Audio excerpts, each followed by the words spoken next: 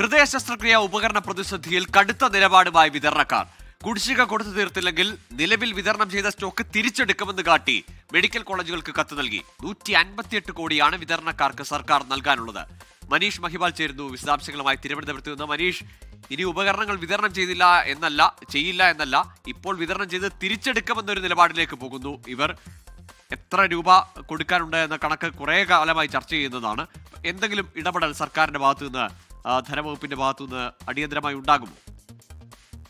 ഗോകുൽ, നിലവിൽ ഏകദേശം 2 വർഷത്തോളമുള്ള പണം കുടിശ്ശികയാണ്. ഈ ഒക്ടോബർ മാസം 5-ാം തീയതി വരെ ഈ കുടിശ്ശിക ഇനത്തിൽ പണം തിരികെ ലഭിച്ചില്ലെങ്കിൽ നിലവിൽ 1-ാം തീയതി മുതൽ നിലവിൽ ഉപകരണങ്ങൾ കൊടുക്കുന്നത് നിർത്തിവെച്ചിട്ടുണ്ട്. ഇനി ഉപകരണങ്ങൾ കൊടുക്കുന്നില്ല എന്ന് മാത്രമല്ല, നിലവിൽ കൊടുത്തിട്ടുള്ള സ്റ്റോക്ക് തിരിച്ചെടുക്കും എന്നുള്ള മുന്നറിയിപ്പാണ് നിലവിൽ വിതരണക്കാർ നൽകുന്നത്.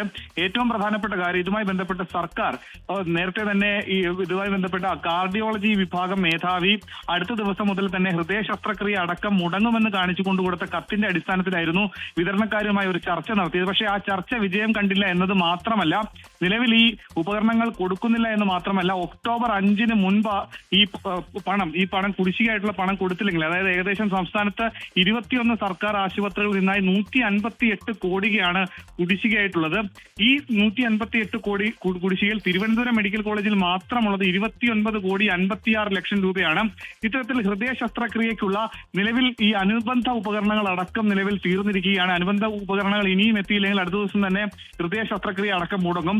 അങ്ങനെയുള്ള സാഹചര്യത്തിലാണ് നിലവിൽ ഒക്ടോബർ 5-ന് മുൻപ് പണം തിരികെ നൽകിയില്ലെങ്കിൽ പ്രധാന ഉപകരണങ്ങൾ അടക്കം തിരികെ എടുക്കുമെന്നുള്ളൊരു മുന്നറിയിപ്പ് ഈ വിതരണക്കാർ നൽകിയിട്ടുള്ളത്. ഇനി സർക്കാരാണ് ഇതുമായി ബന്ധപ്പെട്ട് കുടിശ്ശിക എപ്പോൾ തീർക്കുമെന്നും ഒപ്പം തന്നെ ഇതുമായി ബന്ധപ്പെട്ട ഉപകരണങ്ങൾ എത്രയും വേഗം എത്തിച്ചില്ലെങ്കിൽ ഏത് വിധത്തിലായിരിക്കും പ്രതിസന്ധിയെ മറികടക്കുക എന്ന കാര്യം സർക്കാരാണ് ഇനി വ്യക്തമാക്കേണ്ടത്.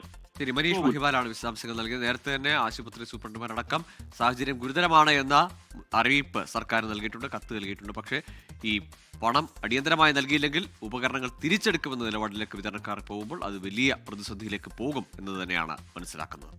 ലോകത്തെവിടെയായാലും ഏത് സമയത്തും 24 വാർത്തകളും ഓഗ്മെന്റഡ് റിയാലിറ്റി പാക്കേജുകളും എക്സ്പ്ലെയിനറുകളും വിശദമായി കാണാൻ ഞങ്ങളുടെ യൂട്യൂബ് ചാനൽ നിങ്ങൾക്ക് സബ്സ്ക്രൈബ് ചെയ്യാം.